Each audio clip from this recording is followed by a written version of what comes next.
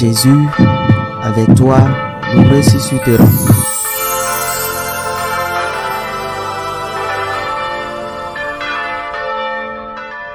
Jésus avait rassasié 5000 hommes et ses disciples l'avaient vu marcher sur la mer. Le lendemain, la foule restée sur l'autre rive se rendit compte qu'il n'y avait eu là qu'une seule barque et que Jésus n'y était pas monté avec ses disciples qui étaient partis sans lui. Cependant, d'autres barques venant de Tibériade étaient arrivées près de l'endroit où l'on avait mangé le pain après que le Seigneur eut rendu grâce. Quand la foule vit que Jésus n'était pas là ni ses disciples, les gens montèrent dans les barques et se dirigèrent vers Capharnaüm à la recherche de Jésus. L'ayant trouvé sur l'autre rive, ils lui dirent « Rabbi, quand es-tu arrivé ici ?»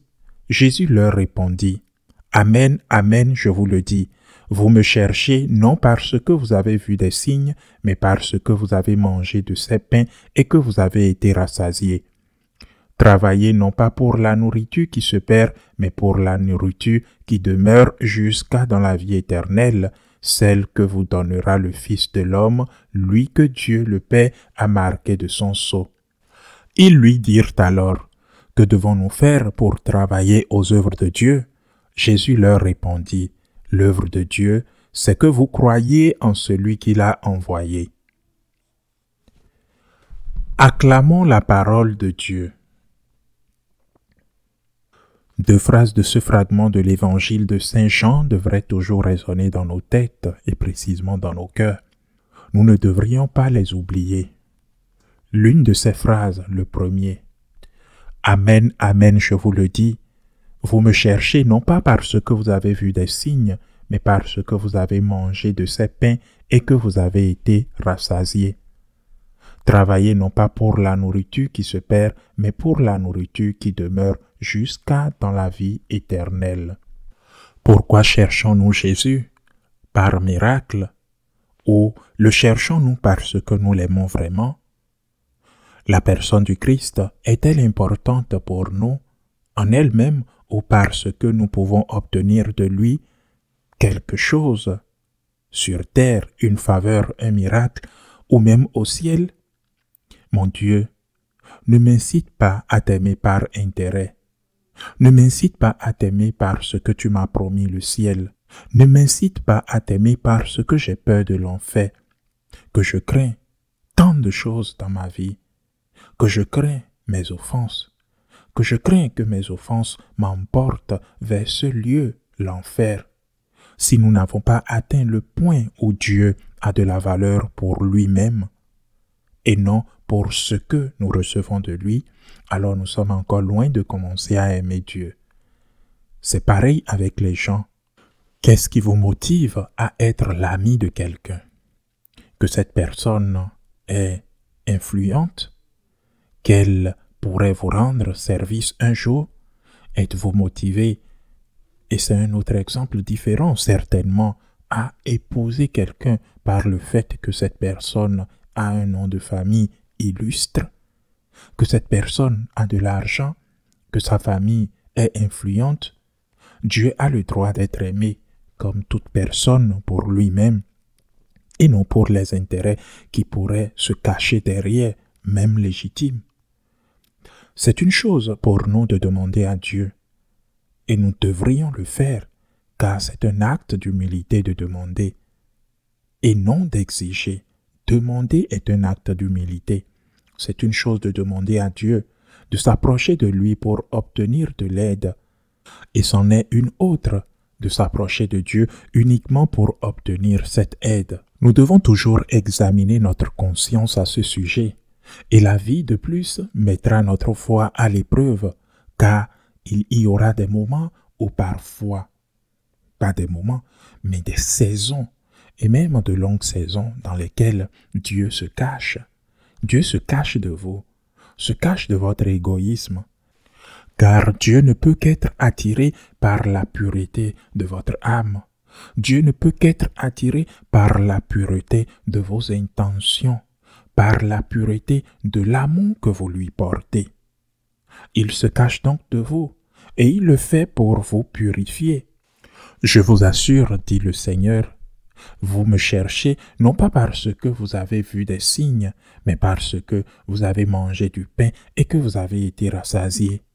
Quand nous en viendrons à dire à Dieu, je t'aime pour toi, alors nous commencerons le chemin de l'amour de Dieu. Je t'aime pour toi, Seigneur, je t'aime pour toi. Non pas pour ce que tu peux me donner, mais je t'aime pour toi, je t'aime parce que tu m'as déjà donné tout, pour ce que tu as déjà fait pour moi. Même s'il n'y avait rien d'autre, même si tu ne me faisais plus jamais de faveur, dit notre hymne des franciscains de Marie, même si tu ne me faisais plus jamais de faveur, je t'aimerai autant que je t'aime. À la fin, le Seigneur dit une autre phrase que nous ne devons pas oublier. Quand il lui demande « Que devons-nous faire pour accomplir les œuvres de Dieu ?»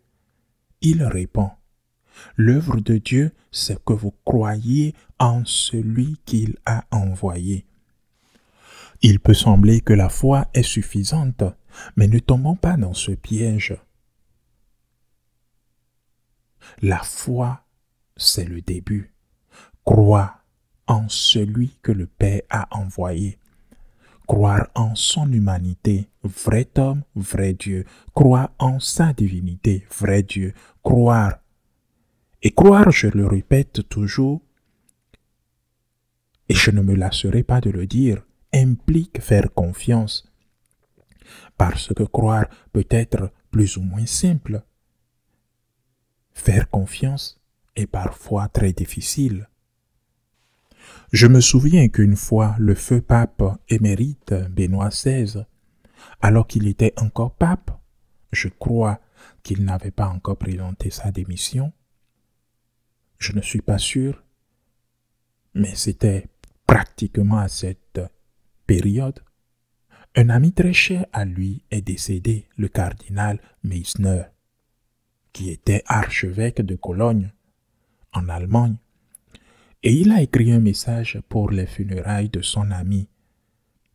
Évidemment, il n'a pas pu participer. Et dans ce message, il a dit qu'au milieu de grandes inquiétudes, de très graves inquiétudes, la fameuse synodalité était déjà en cours. Au début, au milieu de grandes inquiétudes sur l'avenir de l'Église, le pape Benoît a dit que le cardinal Meissner avait trouvé un moyen de vivre en paix au milieu de grandes préoccupations. Des préoccupations personnelles.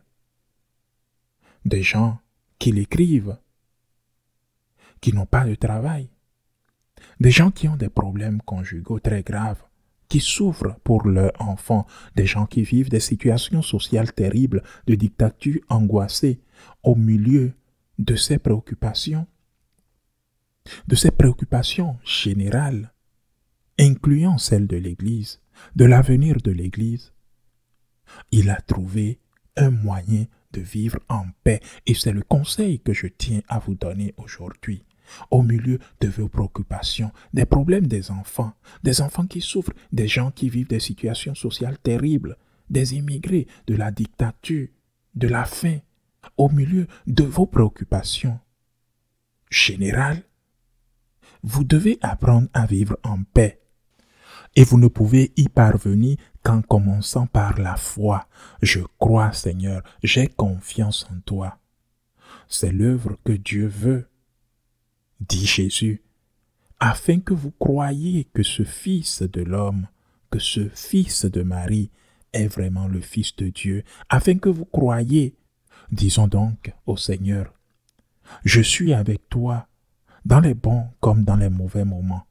Je suis avec toi et je t'aime par gratitude envers toi et non par souci d'affaires.